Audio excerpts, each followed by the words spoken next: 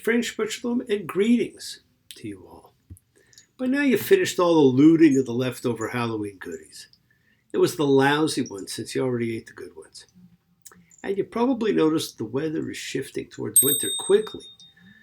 And that without U.S. Thanksgiving occurring, Christmas music and decorations are now popping up everywhere. It seems a little early, but we certainly hope Ellen had an awesome birthday. And we're sorry to have lost a dear friend, my friend Rob's wife, Joanne. Baruch Dayan Ha'emet, we will light candles to remember her for the elevation of her soul. It's national, in fact, it's International Remembrance Day or Veterans Day. All those red poppies you see are the symbol and the reminder, so let us remember. At the rising of the sun, it's going down, we remember them. The blowing of the wind, in the chill of winter, we remember them. At the opening of the buds and in the rebirth of spring, we remember them.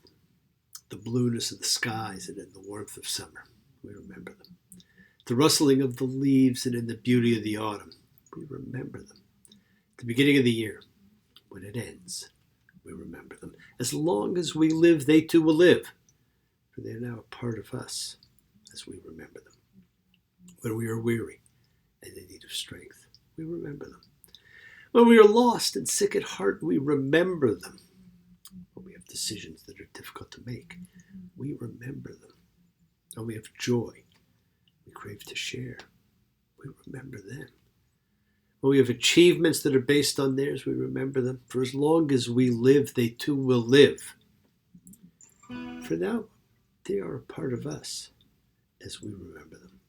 Now, this rabbinic poem, often read at funerals and often during the Yizkor services, is just as apropos now for the great soldiers of our and all nations who gave their lives and participated in the ultimate dedication to cause and country. Take a moment and please remember them. I'll remember you.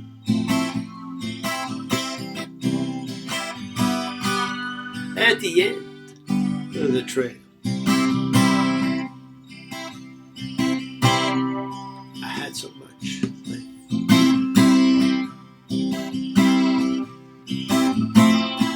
I had so little time to fail. There's some people that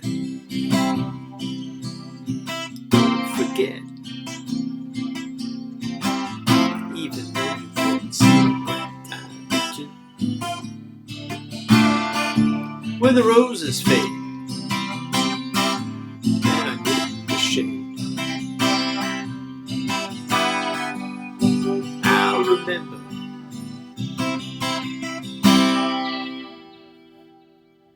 Just light a candle and remember those you need to remember. Now, during the early parts of the Torah, I tend to point out the transformational aspects of certain readings. This week's reading can be considered a life-defining reading. There's a radical shift in the head of the family as we undergo a changing of the guard. But it's more than that. It changes the nature of the family, the political structure, the locations, the future. Sadly, right now, Israel is in another of her life-defining moments. It shapes the view of the new generation of young Jews and the direction of the country. These anti-Israel protests, which seem now to be primarily a North American thing, but you do see them in Europe too, shock me every time I see one. Every time I speak to someone, being further pushed into fear. I keep seeing banners and hearing catchy phrases like "from the river to the sea, Palestine will be free." The mindlessness of those who utter such idiocy is shocking. Such a statement means one thing and one thing only. As Hamas has said, the entire geographical landmass, small as it is, being called Palestine, which also does not exist, does not include Israel. For that statement to be true, Israel must cease to exist. So why is it chanted so freely and spoken of by all these people who believe in a two-state solution when there's only one state? We're in the age of the dumbing down of humanity. Congratulations. Ignorance and simple-mindedness has won. No one has to think anymore. The rush to post on social media has taken away the ability to think or the need to defend what one says with facts or reasons. Use a catchy phrase. or just label someone or some group, and that's good enough. Don't associate with them. They're xenophobic, they're genocidal, they're Nazis. All that does is cheapen terms that have real meaning as you watch those unsubstantiated claims become the new reality without ever being real. Once facts mattered. Once we researched, now we go on a ride. We'd rather drink the Kool-Aid. If you want to identify as a cat, no one can say you're not a cat. I hate to tell you, you're not a cat. Freud warned of the mob, how normal people succumbed to a mob mentality. They did things they otherwise would not do and knew not to do. Today's people are a mob. The plagues of Egypt had several mob-based plagues. They served as a warning. Now in the past, mobs were actually few and far between. Townsfolk out to burn down Frankenstein's castle. Unemployed trade unionists. Those in love with the concept of a scapegoat. Those with nothing else to do. It grants anonymity and the ability to behave badly. And today, the townsfolk with torches are organized and funded through the so-called social media, where it's even easier to be both anonymous and dangerous. A direct result is rampant anti-Semitism, which is a disease spreading quickly. And after these few weeks, it grows, not shrinks. It appears to be more and more acceptable. A group that amounts to 2% of the population accounts for over 60% of hate crimes, with skyrocketing increases. This should be a shout out for everyone. Terror fundraising is now allowed, and it scares me. There's no stopping it in sight, and the lack of leadership condemnation should scare everyone who is a decent, caring person. Death from a terror attack thousands of miles away has now resulted in death in America, as a pro-Palestinian protester killed a Jewish individual for no other reason than his being Jewish, and yet it's not a hate crime. The palpable fear of people in the Jewish community and those decent people who now are too afraid to be seen and support is changing the face of the world. I still believe everyone has a right to exist and should be able to self-determine their direction, their future. I still believe in protecting those who need protection, in defending the weak. I still believe that as society we must work to protect all members. But now people hide. But do not let it force you to hide. It's still okay to speak your support for what you believe to be right. It's still okay for you to express and relish your freedom. It's still okay for you to freely gather, as we do weekly when we come together, as a group to honor and pray and observe as a community, as a collective consciousness of seekers showing faith, any and all faith, love any and all love, a chavura, fellowship, expressing our nature of kindness, compassion, thoughts, feelings, hopes, dreams, and wishes, unites us all. This community house of spirit, Beth Ruach, sharing and bringing light, keeping fear at bay. Even though together we are each individual in our approach, each connecting in his or her or their own way, and accepting of everybody's. So once again, please do go ahead. Invite everybody you know, physically, digitally, psychically, emotionally, spiritually, to gather and share. From Psalm 133, the Hine Matov, come together. Hine Matov. Hine Matov.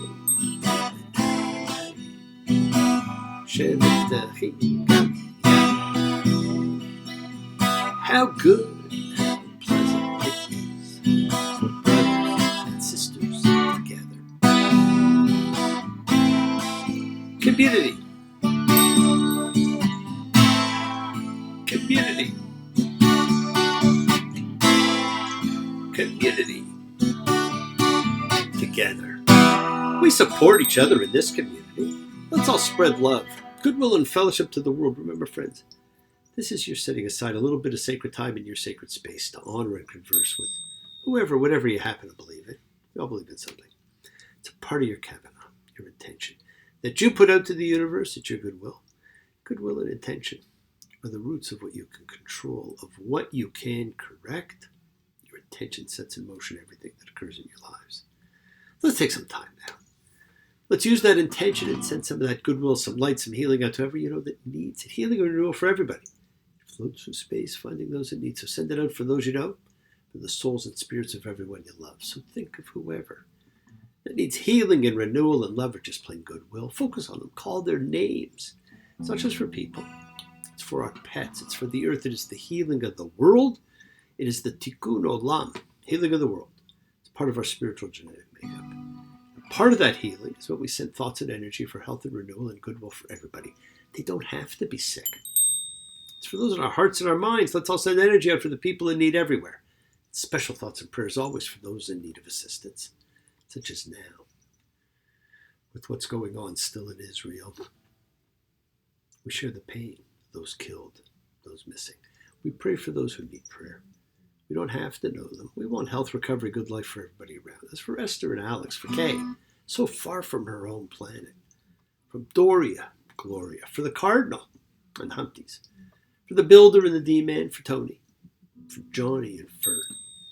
For Maria and John. For Connie, Ronnie, Dave, Snoopy. For Danny and Nina. For Tally, Polly, Ryan. All those suffering and in need. Let's not forget to include the familiars of our lives, all of our sacred animal friends everywhere. For everyone you know in need. For the whole world, for Rosemary. Let's send it. Let's continue to send goodwill and pray for the release of those poor unfortunate hostages, those innocent victims of terror that we've all been waiting to see come home. Friends, it is the kindness, the healing wishes, goodwill, and love we all send out. It just circles the world finding those in need. So thank you, each of you, for all you do, for all you care, because the world is a world of spirit. And spirit, my friends, never dies.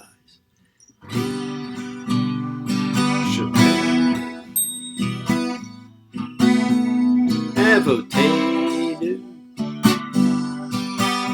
Okor HaBracha Bimotenu. May the source of strength bless the ones before us. Help us find the courage. Make our lives a blessing.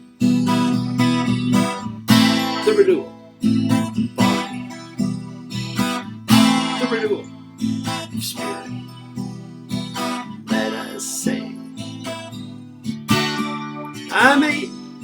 Let us all of our spirits renewed. This is the great prayer for healing. To call upon God to heal us, He's healed before. Mishaberach, may He who blessed, because all healing's a blessing. Let's all send and receive healing and renewal energy in our efforts to love, to share, to care, to grow. Now this week, we see the first real changing of the guard. Gentlemen, he said, I don't need organization, sign your shoes. I've moved your mountains and marked your cards, but Eden is burning. Either get ready for revelation, or else your hearts must have the courage for the changing of the guard. This week we read Chayai Sarah, Sarah's life. And this is a parsha that really has nothing to do with Sarah. It's about love, death, happiness, transitions, soulmates. We meet some new characters we never see again, but they help with the backstory. We read that Sarah dies, Isaac marries. We learn a little about Abraham's marriage to somebody named Keturah. Then Abraham dies. But nowhere do we actually learn anything about the life of Sarah. How did I meet you? I don't know. A messenger sent me in a truck. You were there in the window, moonlight on the snow, and a million pond rain when the rain. Sarah,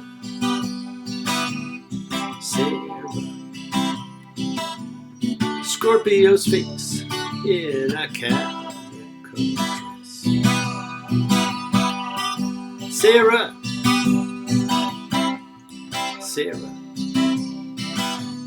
you must forgive me. My unworthiness. She's a fascinating person. We're told she left with Abraham when he was told to go, when in his 70s, and leave Ur. But her name's not Mesopotamian. It's Egyptian, and it means princess. This reading sets the tone and the stage for transition.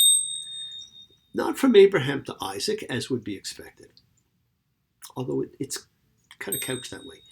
But in reality, it's from Abraham to Rebekah, Isaac's wife. We have this whole story of the servant sent to find the wife, and it's really an incredible story.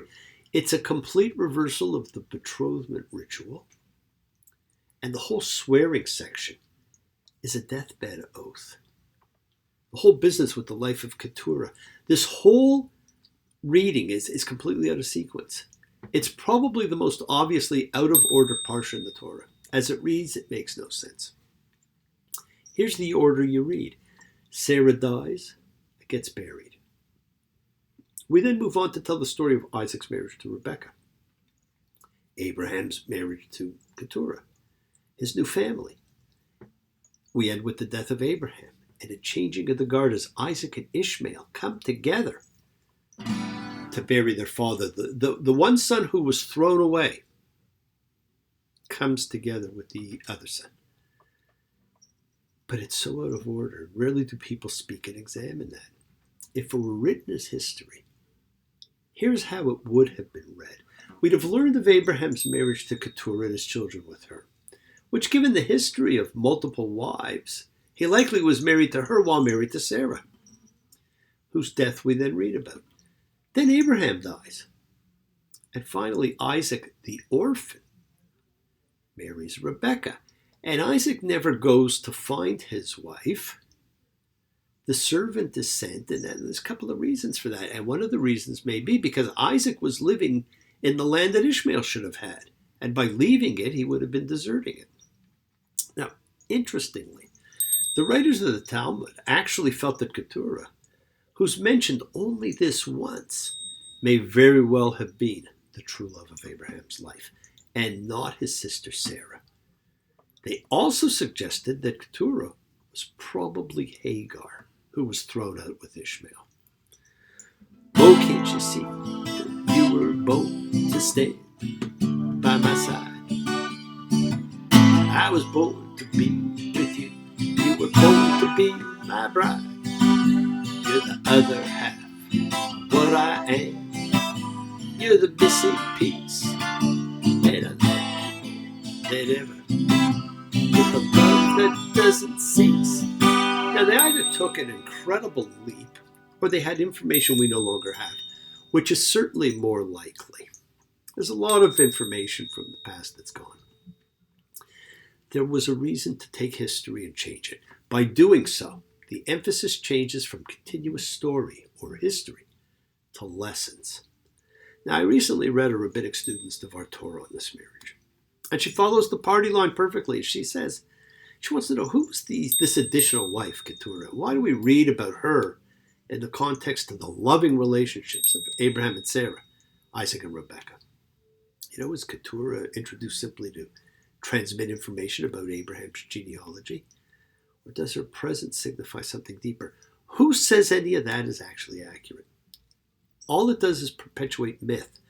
At no time do we even see a loving relationship between Abraham and Sarah or between Isaac and Rebekah. In fact, we tend to see more periods of tension in both those relationships. Always question. Always use your mind to think, to explore, to say, what if?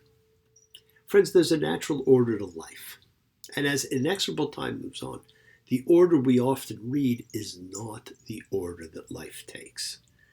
This parsha makes a major transition that's understated. And it leads from one patriarch to another, from one head of the family to another. And from a patriarchal point of view, it leads us to the least understood biblical character, major or minor. And that's what's so unique.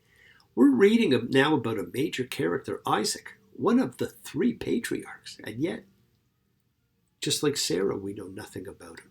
He never left his home. He had only one wife. That alone makes him incredibly unusual for the time. He was named by God, not by his parents. The events that defined him were done to him, not by him. First at 8 days old when he was circumcised. The first to be, per the Abrahamic covenant. As a lad, he was taken to be sacrificed.